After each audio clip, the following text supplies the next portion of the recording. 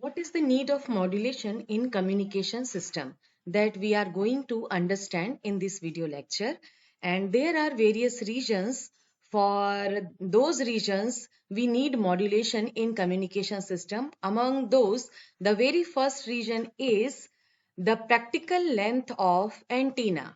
So here you can watch that I have given the region what should be the practical length of antenna. We have understood till now that the voice signal or any signal that has to be communicated or transmitted far distances, that must be transmitted through electromagnetic waves in the free space. So here the reason is that for the effective transmission of a signal, the height h of antenna should be comparable to the wavelength lambda of the signal. At least the height of antenna h should be lambda by 4 in length.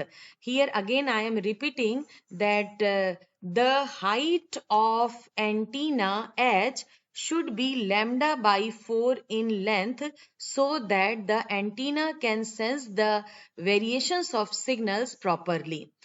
So this you have to understand properly. And what is the reason for choosing the 1 by 4th wavelength as the length of antenna is?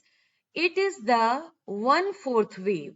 Here I am underlining it is the 1/4 wavelength because the field is strongest at the 1/4 of wave in a sinusoidal signal.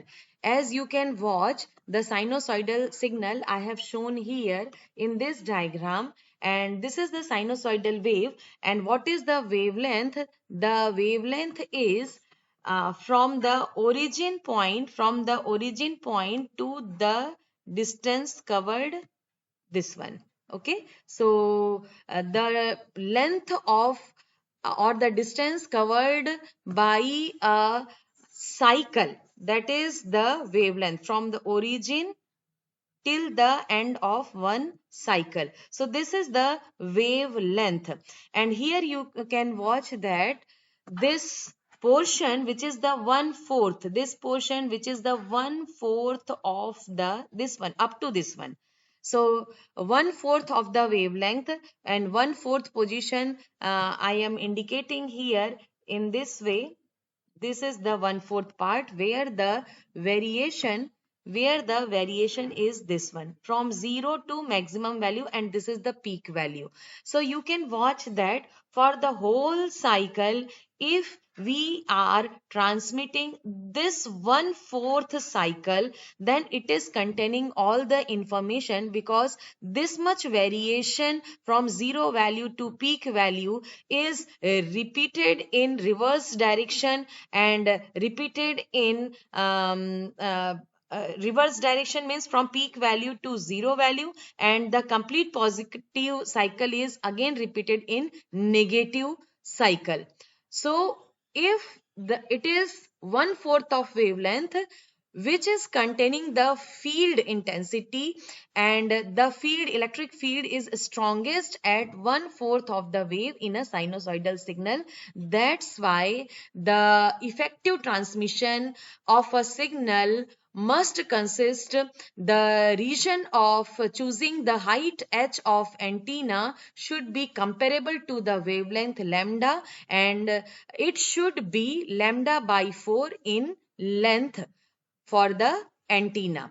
Okay, now we are taking the example, and the example is that if uh, if we are having a signal of 20 kilohertz, means the signal is audible signal, 20 kilohertz signal has to be transmitted, and we very well know that if by the utility of antenna we are transmitting this audible signal, then definitely we are going to transmit it with the electromagnetic waves in the free space.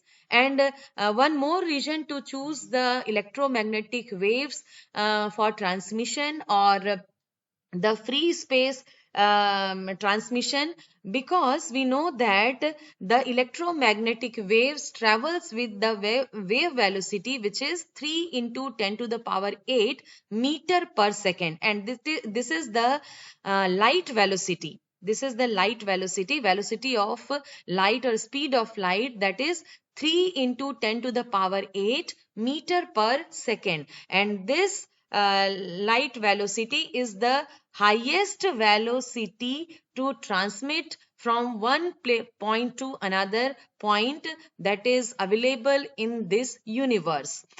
So here, if with the highest velocity which is available for transmission, that is for the case of electromagnetic waves. So this highest velocity we are taking, then from the formula of wavelength. And here I have calculated, I have analyzed the formula of wavelength is what is the wavelength? Wavelength is equal to distance covered by a signal in one cycle. And as you know that in physics, we have many times learned that distance is equal to velocity into time. So, since we are going to calculate the distance covered by a signal in one cycle, that's why here the time taken to cover in one cycle. Here, wave velocity we have taken multiplied by time, and this time is chosen to cover one cycle. Okay, so for one cycle, this one cycle is having the time period. In another words, the time taken to cover one cycle for a signal is known as time period. So the definition or the formula of wavelength becomes wave velocity into time period, and we know that time period is nothing but reciprocal of frequency. So the final formula for wavelength becomes wavelength is equal to wave velocity divided by frequency. Since wave velocity is c and frequency is f, so the final formula lambda is equal to c by f. And c magnitude is 3 into 10 to the power 8 meter per second, and frequency f is 20 kilohertz, means 20 into 10 to the power 3 hertz. So if we are calculating this value for lambda, it is 15 kilometer, and for taking the region that the antenna height should be lambda by 4 in length. So we have calculated here h should be approximately equal to lambda by 4, and h is equal to 15 by 4, that is approximately equal to 3.750 kilometer, that is 3 kilometers 750 meter. Hence, if we are going to transmit the signal without modulation, without modulation means if we are transmitting the signal frequency and the signal with its original frequency as its original form, then the height must be able to have the length which is 3 kilometers 750 meter. And as we know that this height, this height is too much, which is not practically feasible to design such a structure or of antenna which is having such a longest height. I am showing you that here I am showing you that what the geographically structure available in the world of highest height. Mount Everest, this is having the height 8,848 meters. Mind it, it is meter. Height of Eiffel Tower, which is man-made structure, is 300 meter. Burj Khalifa height is 828 meter, and Qutub Minar height is 73 meters. So Eiffel Tower, Burj Khalifa, Qutub Minar, these three are man-made structure, and the Mount Everest is the natural beauty, natural geographical structure which is having the highest height 8,848 meters.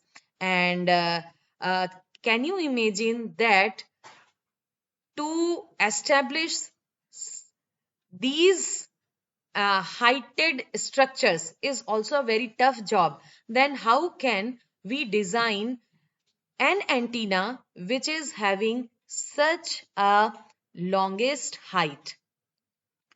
So it is not practically feasible.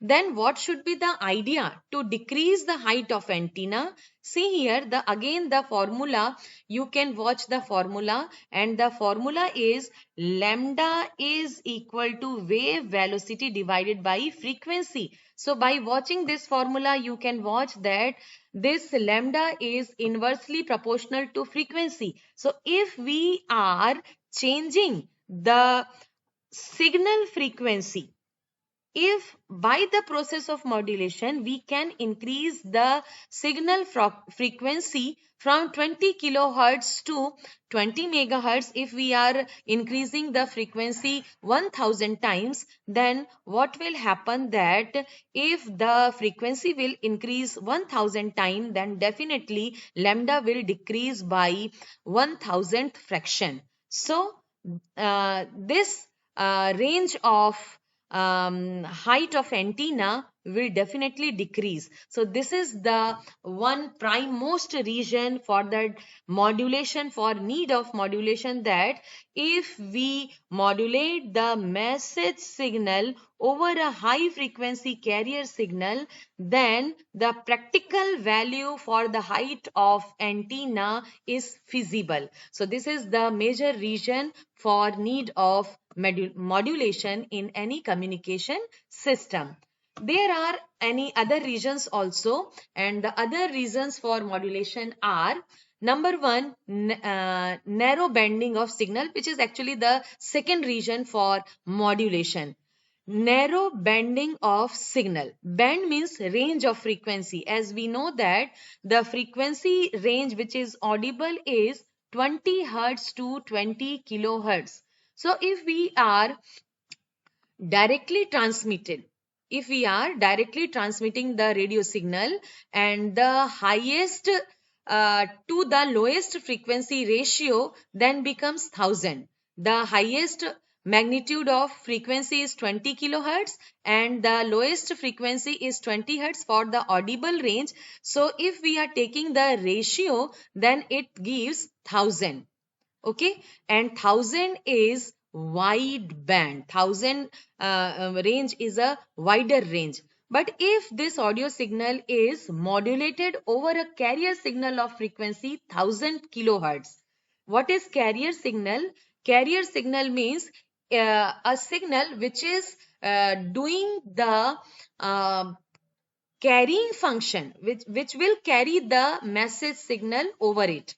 So carrier signal performs the transportation job for the message signal. So if we are taking the amplitude of carrier signal which is having the frequency 1000 kilohertz in place of 20 kilohertz, then the highest frequency will become 1000 kilohertz plus 20 kilohertz. Why I have added the values? Because the carrier signal frequency will transport the message signal, and in this process the carrier signal frequency will be added to the message signal frequency. That's why I have added here 1000 kilohertz, it is the carrier frequency signal, and 20 kilohertz it is the message signal or information signal or audible signal frequency, and this is the highest value for the audible signal. So 1000 plus 20 kilohertz will be the highest frequency, and 1000 kilohertz plus 20 hertz will be the lowest frequency. So the ratio of highest frequency to lowest frequency will become 1020 kilohertz divided by 1000 kilohertz, and this ratio has lowered down to 1.2. So what we have seen that if we are directly transmitting the audible signal, at that time the highest frequency to lowest frequency ratio was 1000, and this was the very big ratio, while when we are modulating the message signal over carrier signal of 1000 kilohertz, at that time the ratio reduces to 1.2, and then it will become a narrow band, and that is the region we need modulation to convert a wide band signal into a narrow band signal. This was the second region, and now move to the third region of need of modulation in communication system, and the third region is frequency multiplexing. Frequency multiplexing means when many different ranges of frequencies has to be transmitted together. So it is practically not possible to distinguish between the different audio signals when transmitted simultaneously through the single antenna. As you very well know that many channels are broadcasted. For example, in Jamshedpur city, we are having many channels for audible signals for broadcasting, such as Vivid Bharati channel, which is 100.8 in Jamshedpur. Then primary channel for Akashvani Jamshedpur is 102.4 megahertz. Vivid Bharati is 100.8 megahertz, then 91.1 megahertz, that is the Radio City, and 104.8 megahertz, that is one more another channel which is available in radio channels, and that 92.7 Big FM, that is also one primarily used radio channel. So the words, the magnitudes 100.8 megahertz, 102.4 megahertz, 92.7 megahertz, 104.2 or 104.8 megahertz. These are the center frequencies of different radio channels available for broadcasting, and we enjoy these radio channels for entertainment. And you can watch that these center frequencies having very small range, very small range, because each of these signals is translated to a low frequency range before transmission, which makes it quite easier to recover them and distinguish each of them from one another at the receiver end. If many of the signals transmitted together, as we know, it is practically happening, and if they are transmitting directly, then it is not possible to distinguish between the different audio signal. And if we are doing the modulation and making it low frequency range before transmission, then it becomes easier to recover them at the receiver's end, and we can distinguish easily at the receiver end from one another. Okay, so frequency multiplexing that we will study later, that is a process which can be feasible if we do modulation in communication system. And the next um, region for the need of modulation is effective power radiated by antenna, and this is also one prime most region for choosing uh, uh, the modulation technique in communication system, and the region is the effective power radiated by antenna. Here, the power radiated by antenna is directly proportional to 1 by lambda square, or we can say that the power radiated by antenna is inversely proportional to square of wavelength, that I am showing you here in this slide, that the effective power radiated by antenna directly depends on the frequency of electromagnetic radiation, and we know that frequency is inversely proportional to the wavelength of radiation, and that's why the effective power is inversely proportional to the wavelength of radiation. So this is the reason that I have taken from the physics notes, that we know that the power radiated is inversely proportional to square of wavelength, and this gives that the power radiated is inversely proportional to the square of length of antenna. Okay, so P is the effective power radiated by an antenna, and if the L is the length of the antenna, so the mathematical formula says that the power radiated should be the inversely proportional of length square of length of antenna. And if we are going to going according to this region, then we know that if this relation will be taken, then this relation clearly shows that when signals having a low frequency, then definitely they will have the high wavelength. Low frequency signals, they will have the high wavelength, or you can say greater wavelength. And if high wavelength is transmitted directly, the power radiated by antenna is very low. As we have calculated in the last slide, slide, that the height, I'm showing you, see here, if lambda is 15 kilometer, such a very high value that we had calculated for 20 kilohertz signal without modulation, then the height will be 3.750 kilometer. And if such a large value of wavelength is taken, then according to the formula that we have just discussed, that the power will be inversely proportional to square of wavelength, then definitely the power radiated by antenna will be very low and the signal will vanish after traveling some distance. It means that if without modulation, without using the very high frequency carrier signal for transportation of low frequency audio signal or video signal or message signal, then the power radiated by antenna will be very low and the signal will vanish after traveling some distance.